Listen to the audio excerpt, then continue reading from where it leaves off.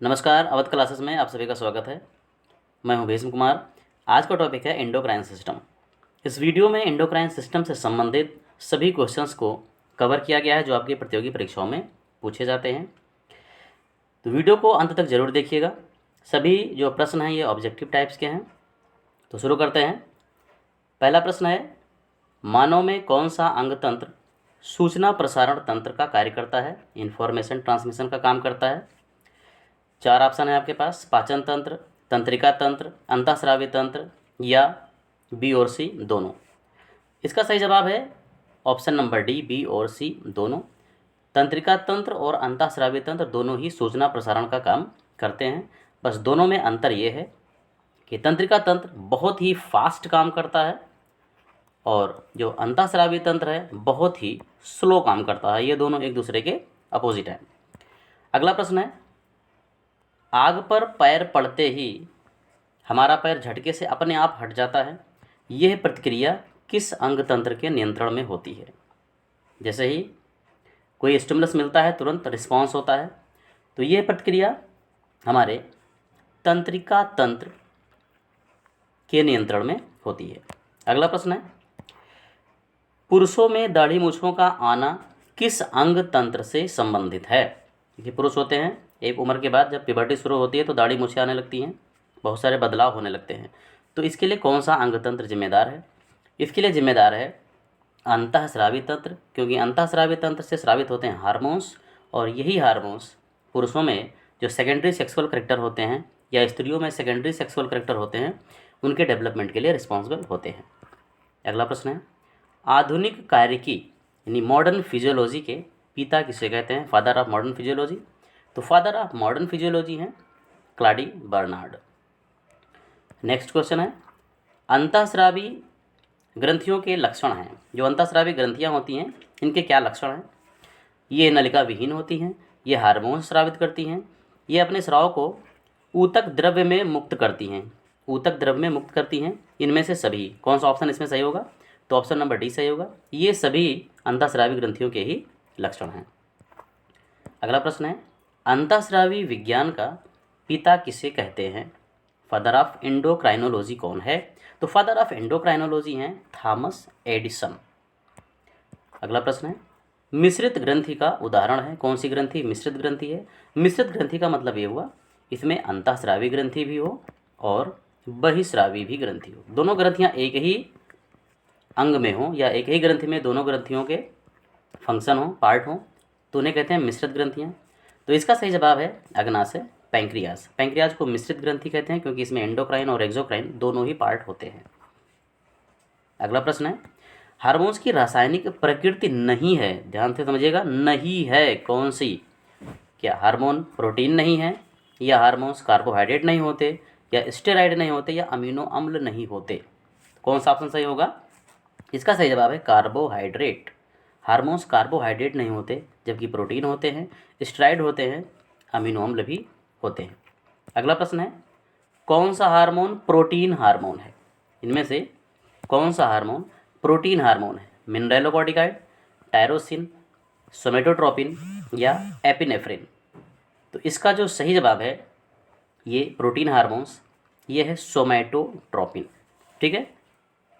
अगला प्रश्न है, कौन सी ग्रंथि आयोडीन की कमी होने से फूल जाती है? मतलब अगर हमारे डाइट में आयोडीन की कमी है तो ग्रंथि फूल जाएगी और एक रोग का नाम, एक प्रकार का रोग हो जाएगा। कौन सी ग्रंथि है?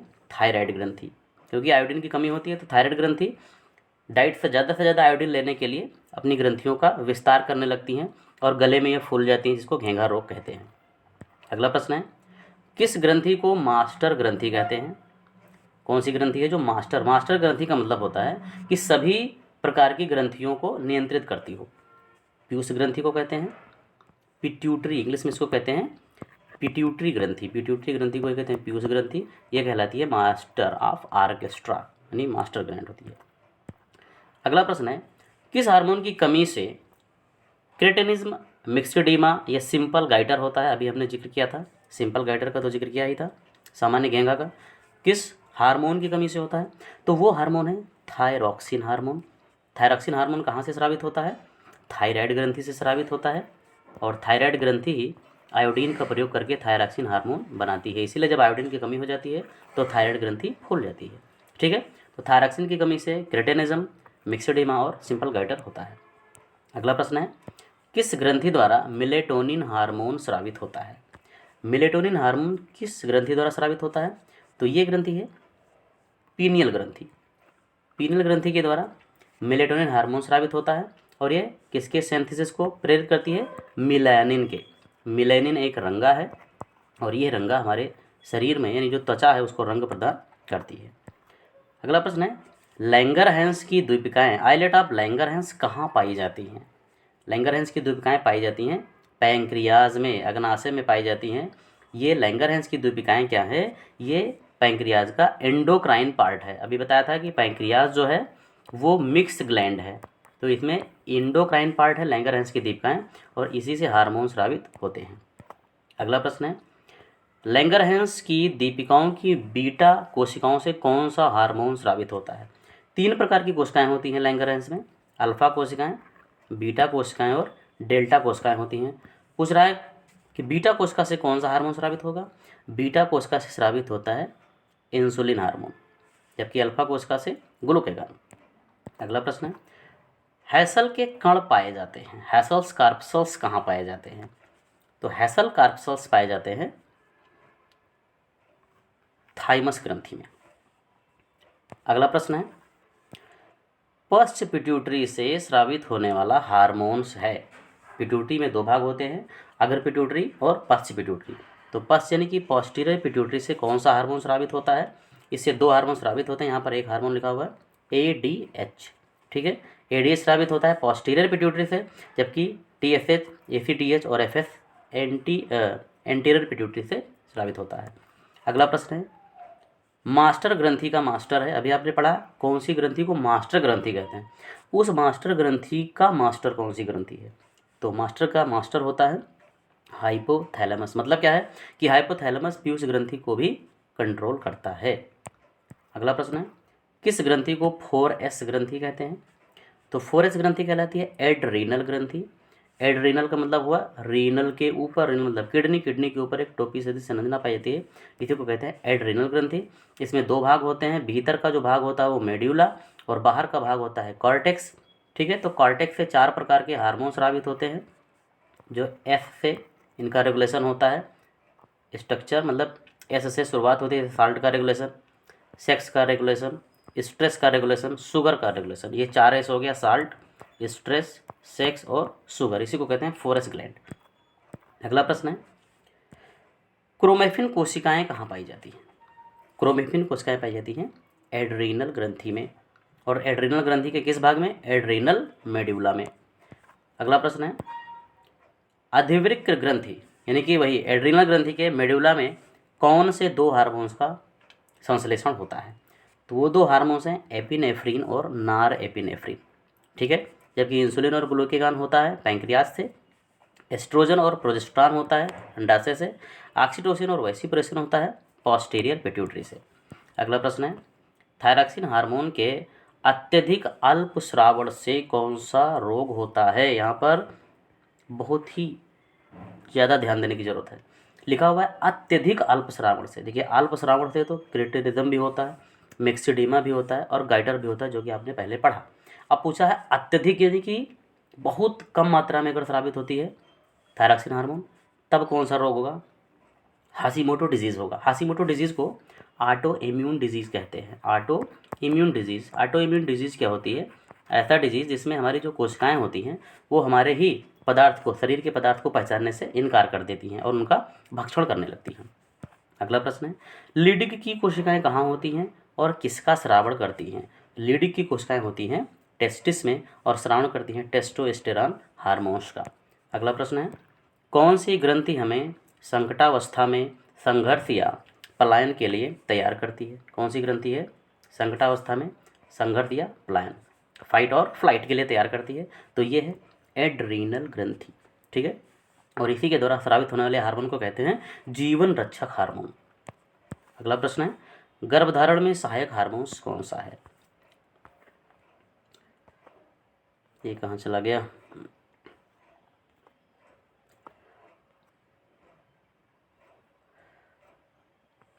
क्वेश्चन नंबर है 25। गर्भधारण में सहायक हार्मोन्स कौन सा है? कौन सा हार्मोन्स है जो कंसेप्शन में हेल्प करता है? तो गर्भधारण में सहायक हार्मोन्स होता है प्रोजेस्टेरॉन।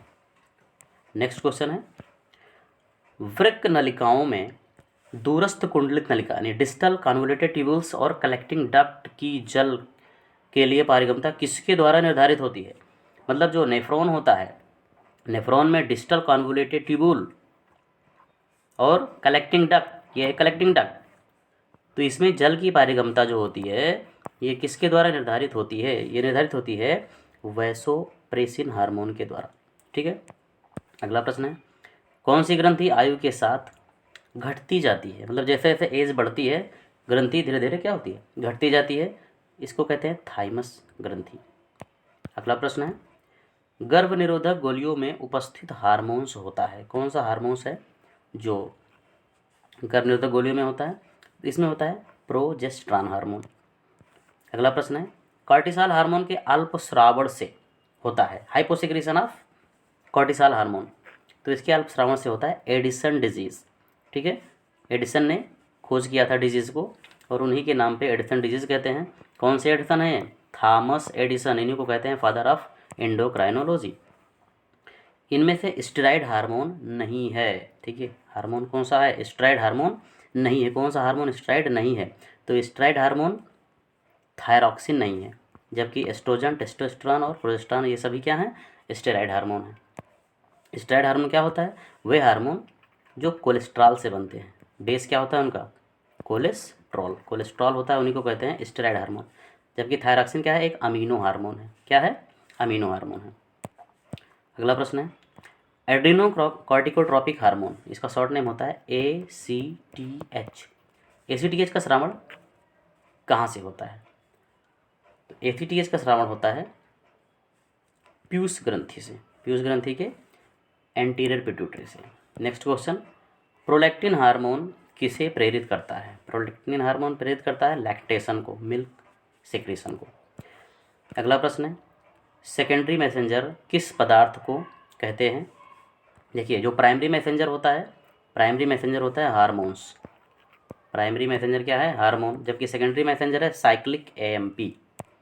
नेक्स्ट क्वेश्चन, कौन सा हार्मोन पित्ताशय के संकुचन को प्रेरित करता है? गाल ब्लैडर के संकुचन को प्रेरित करता है। तो यह हार्मोन है कोलिसिस्टिकाइनिन, इसको शॉर्ट में लिखते हैं CCK। कोलिसिस्टिकाइनिन हार्मोन गाल ब्लैडर के संकुचन को प्रेरित करता है। गाल ब्लैडर संकुचित होगा तो पित्त रस आ जाएगा डिओडेनम में।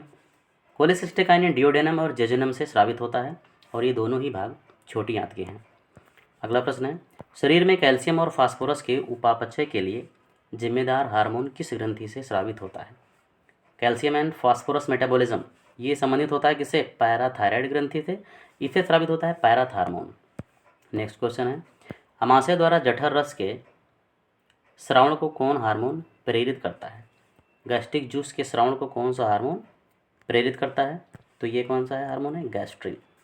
नेक्स्ट क्वेश्चन, पर्चुरेशन में सहायक हार्मोन प्रसव में यानी कि डिलीवरी में, बच्चे की डिलीवरी में कौन सा हार्मोन सहायता करता है? तो ये हार्मोन है ऑक्सीटोसिन, क्योंकि ये क्या करता है? ये लेबर पेन को बढ़ा देता है। जितना ही लेबर पेन बढ़ेगा डिलीवरी उतनी ही आसान हो जाएगी, मतलब यूट्रस में कंट्रैक्शन का काम करता है। इंसुलिन हार्मोन का कार्य है, क्या कार्य है इंसुलिन हार्मोन का? कहाँ से स्रावित होता है इंसुलिन हार्मोन? पैंक्रियाज की बीटा सेल से। पैंक्रियाज में होती है आइलेट ऑफ लैंगरहैंस और उसमें होती है बीटा सेल। ग्लाइकोजन का संश्लेषण करना, हृदय स्पंदन की दर को बढ़ाना, रुधिर वाहिनियों में रुधिर की मात्रा बढ़ाना, या सभी? तो इंसुलिन का काम है सभी। अगला प्रश्न है, किस हार्मोन की कमी से सोडियम की कमी किंतु पोटेशियम की अधिकता हो जाती है? सोडियम की कमी और पोटेशियम की अधिकता, कॉर्टिसॉल हार्मोन। ठीक है, इसको मिनरैलोकॉर्टिकाइड कहते हैं। क्या कहते हैं? मिनरैलोकॉर्टिकाइड। नेक्स्ट प्रश्न, यदि किसी व्यक्ति में अधिक मात्रा में मूत्र उत्सर्जित होता है तो व्यक्ति में किस हार्मोन की कमी है? डायूरिया हो गया उसको, कौन सा हार्मोन कमी है? वैसोप्रेसिन। क्योंकि वैसोप्रेसिन की कमी होगी तो अभी बताया था डिस्टल कन्वोल्यूटेड ट्यूब्यूल नेफ्रॉन के और कलेक्टिंग डक्ट में क्या हो जाएगा? H2A का अवशोषण बंद हो जाएगा और अधिक से अधिक मात्रा में यूरिन डिस्चार्ज होगा। अगला क्वेश्चन है, स्त्री के यूरिन में किस हार्मोन की उपस्थिति गर्भधारण का संकेत देती है? मतलब यूरिन में कौन सा हार्मोन उपस्थित होता है जो ये इंडिकेट करता है कि स्त्री में कंसेप्शन हो चुका है? तो ये हार्मोन है कोरियानिक गोनेडोट्रोपिन। ये कहाँ से बनता है? प्लेसेंटा से। ठीक है, प्लेसेंटा से कोरियोनिक गोनेडोट्रोपिन, इसको शॉर्ट में कहते हैं HCG। सॉरी, तो chorionic human chorionic gonadotropin hormone होता है, ये यूरिन के साथ बाहर निकलता है, जिससे टेस्ट से पता चल जाता है कि स्त्री क्या है? गर्भवती है। अगला प्रश्न है, यदि किसी स्त्री में स्तनों का विकास नहीं हुआ है, ब्रेस्ट डेवलपमेंट नहीं हुआ, किस हार्मोन की कमी हो जाएगी? भाई ब्रेस्ट डेवलपमेंट क्या है? सेकेंडरी सेक्सुअल कैरेक्टर, द्वितीयक लैंगिक लक्षण है, तो इसमें किसकी कमी हो जाएगी? एस्ट्रोजन हार्मोन की। अगला प्रश्न है, बच्चों कौन सा हार्मोन बच्चों में नहीं होता है? भाई सारे हार्मोन्स होते हैं, बच्चों में कौन सा हार्मोन नहीं होता? बच्चों में नहीं होता है टेस्टोस्टेरॉन हार्मोन। ठीक है, क्यों नहीं होता? क्योंकि टेस्टोस्टेरॉन बच्चों में नहीं होता जब प्यूबर्टी यानी कि 12 वर्ष के बाद में ही ये हार्मोन स्रावित होता है। अगला प्रश्न है, स्त्रियों में अंडोत्सर्ग ओव्यूलेशन रुधिर में किस हार्मोन की मात्रा बढ़ने से होता है? ओव्यूलेशन किस हार्मोन की मात्रा के बढ़ने से होता है? तो ये हार्मोन है LH, पूरा नाम है ल्यूटिनाइजिंग हार्मोन। ल्यूटिनाइजिंग हार्मोन बढ़ने से ही ओव्यूलेशन होता है, और ये कब होगा? मेंस्ट्रुअल साइकिल के 14वें दिन। इरेथ्रोपोइटीन नामक हार्मोन कहाँ बनता है? तो इरेथ्रोपोइटीन नामक हार्मोन करता क्या है?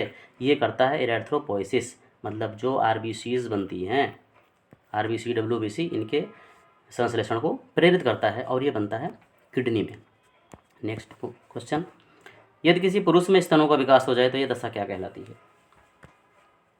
Breast development in the male क्या कहलाएगी? इसको कहते हैं गायनेकोमास्टिया। ठीक है, यही अगर कोई स्त्री है उसमें पुरुषों के लक्षण विकसित हो जाएं तो कहेंगे एंड्रोजेनाइटल सिंड्रोम। ये एंडो लिखा हुआ है, एंड्रो है, एंड्रोजेनाइटल सिंड्रोम। अगला प्रश्न है, किस ग्रंथि के हार्मोन को जीवन रक्षक हार्मोन कहते हैं? पिछले प्रश्न में बताया गया था, जीवन रक्षक हार्मोन कहते हैं एड्रीनल ग्रंथि के हार्मोन को जीवन रक्षक हार्मोन कहते हैं। नेक्स्ट क्वेश्चन है, स्तनधारी में थाइमस ग्रंथि किससे संबंधित है? थाइमस ग्रंथि किससे संबंधित है? वृद्धि से, थर्मोरेगुलेशन से, प्रतिरक्षा से, या जनन से? तो थाइमस ग्रंथि का संबंध होता है शरीर की प्रतिरक्षा से, रोगों से हमारे शरीर की सुरक्षा करता है। बच्चों में ग्रंथि ज़्यादा डेवलप होती है, धीरे धीरे जैसे हमारा इम्यून सिस्टम बढ़ता जाता है, मजबूत हो जाता है, ये थाइमस ग्रंथि रिग्रेस होना शुरू हो जाती है। अभी पिछले प्रश्न में बताया गया था कि आयु बढ़ने के साथ साथ कौन सी ग्रंथि छोटी होती जाती है, वो कौन सी ग्रंथि है? थाइमस ग्रंथि। इसका संबंध है शरीर की प्रतिरक्षा से। नेक्स्ट और ये लास्ट क्वेश्चन है, हार्मोन शब्द का प्रयोग किसने किया था? हार्मोन शब्द का प्रयोग किया था स्टार्लिंग ने।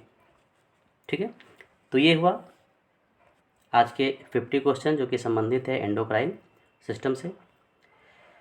वीडियो हमारा कैसा लगा हमें कमेंट करके ज़रूर बताइए, अपने दोस्तों को शेयर भी कीजिए। अगर आप चैनल पे नए हैं तो चैनल को सब्सक्राइब भी कर लीजिए, बेल आइकन दबाइए, ताकि आने वाले वीडियो का नोटिफिकेशन सबसे पहले आपके पास पहुँचे। मिलते हैं अगले वीडियो में किसी और टॉपिक के साथ। नमस्कार।